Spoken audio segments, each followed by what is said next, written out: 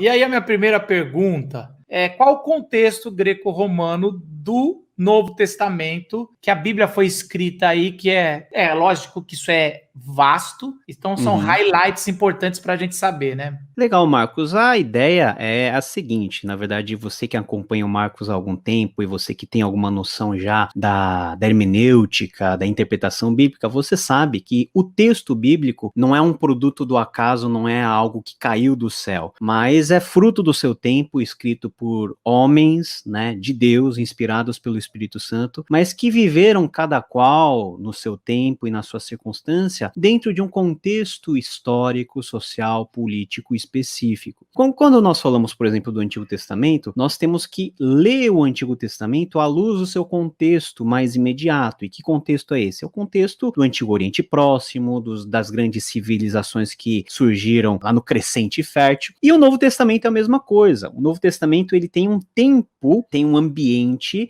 ele tem um cenário. E esse cenário, esse mundo dentro da qual o Novo Testamento acontece a partir da história de Jesus, aí vai Atos, as cartas, até chegarmos em Apocalipse, é um mundo dominado pelo Império Romano, mas com uma grande carga cultural grega. Por isso que nós falamos de um contexto greco-romano. Você faz um salto de Malaquias 4 até Mateus 1 e pelo cânon que nós temos, fica virtualmente impossível nós imaginarmos o que aconteceu de mudança entre o final do Antigo Testamento e o começo do Novo Testamento. 400 anos onde o mundo mudou várias vezes e uma das maiores mudanças que aconteceu foi a conquista de Alexandre o Grande, que varreu o mundo mediterrâneo, o mundo oriental, estabelecendo o maior império do mundo na época e estabelecendo uma forma de dominação que foi por meio da difusão cultural, principalmente por meio da difusão da língua grega. Então, a cultura grega, a língua grega passou a ser estimada, querida por todos os povos dominados, e isso ficou de grande background cultural que forma todo o texto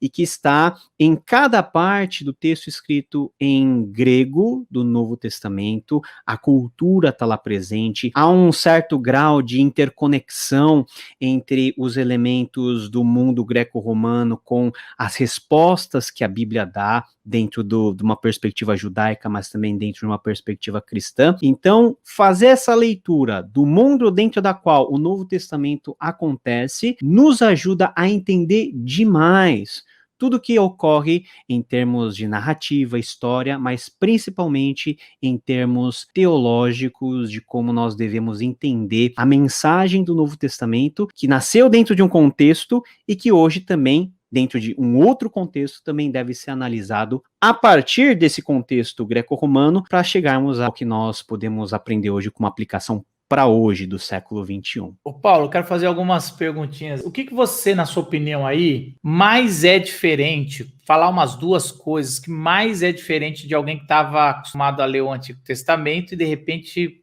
mudou tudo. Caramba, o que é isso? O que a pessoa precisa estar aqui, ó, atrás, a pulga atrás do olho, falando, isso aqui nem existia no Antigo Testamento, isso aqui não era nem pensado, mas agora, porque se pegou em outro contexto, com outra língua e tudo mais, tá bem diferente. Eu acho que se for, pelo menos de cabeça, se a gente for falar de uma grande diferença do Antigo Testamento com o Novo, é a maneira de se pensar a realidade. O Antigo Testamento, dentro de uma cosmovisão hebraica, mas também de forma mais ampla, semítica e oriental, é um mundo pensado em termos muito mais materiais e fenomenológicos. O mundo do Novo Testamento, já por causa de todo o background grego, e a gente está falando propriamente da filosofia grega, do modo de se pensar o mundo e da realidade dentro da matriz grega, é um mundo que passou a fazer uma segmentarização entre aquilo que era material, por exemplo, e aquilo que era o mundo das ideias, o mundo das virtudes, o mundo que,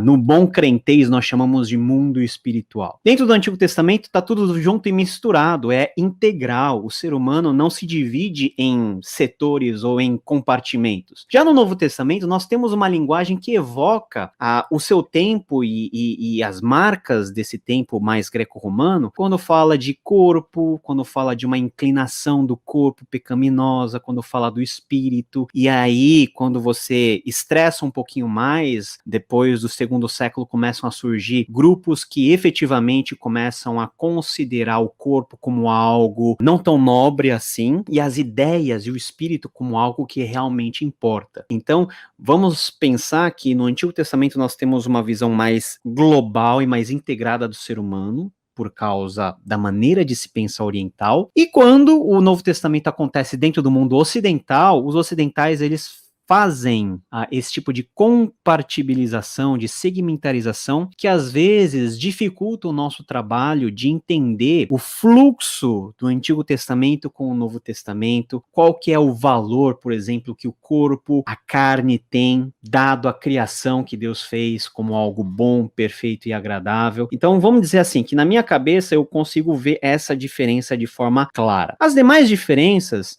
são diferenças que acontecem por causa do próprio desenvolvimento histórico, né? O desenvolvimento das sociedades, o desenvolvimento da forma de se pensar, da forma de se guerrear, da forma de se fazer política, dos comércios, da intensa rede de comunicação que vai sendo, a partir do Império Grego, mas prioritariamente no Império Romano, vai sendo um mundo cada vez mais integrado, um mundo cada vez mais cosmopolita. Então, algumas diferenças são diferenças que são por causa de progressão da história e outras por causa de matriz de pensamento diferente mesmo, uma matriz mais oriental e uma matriz mais ocidental. Uma provocaçãozinha aqui. Você acha que por ter um pensamento greco-romano que enxerga mais em partes as coisas, foi mais fácil de Deus revelar a Trindade nesse contexto?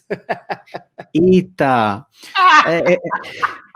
É uma pergunta muito interessante, eu nunca cheguei a pensar sobre esse aspecto, mas vamos pensar o seguinte. Você viu que eu fui com cuidado, a Trindade falou, agora eles vão entender isso aqui, os judeus não entender de jeito nenhum, agora esse aí gosta de dividir alma, corpo, espírito, eu acho que eles vão entender um pouco mais.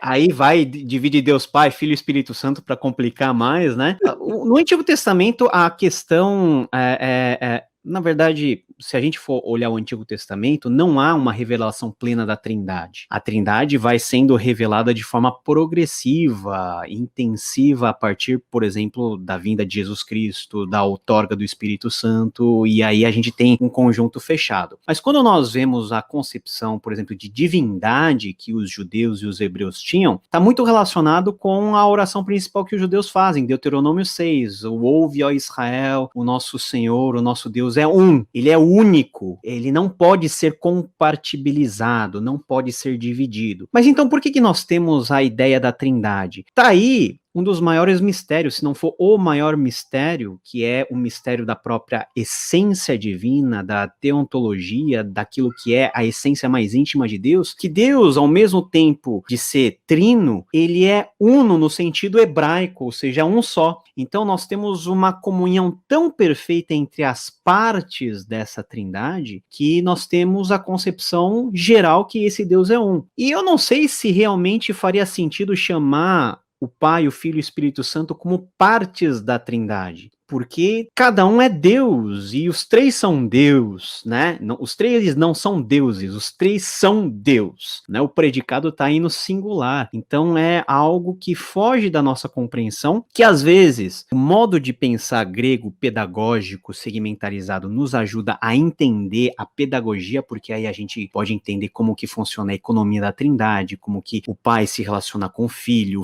se relaciona com o Espírito se relaciona com o Pai, nós temos aquilo que nós chamamos de pericorese, né, o relacionamento, a interconectividade entre os seres da Trindade, mas mesmo assim, a filosofia e o modo de pensar ocidental, greco-romano, são extremamente, infinitamente insuficientes para nós entendermos na plenitude aquilo que é a Trindade, tal como é revelado nas Sagradas Escrituras. Eu não sei explicar a Trindade, né, tem gente que explica bem, mas eu não me aventuro não. Foi uma provocação aí. É lógico que a Trindade já tem requisitos ali no Antigo Testamento, mas ela é muito mais clara no Novo.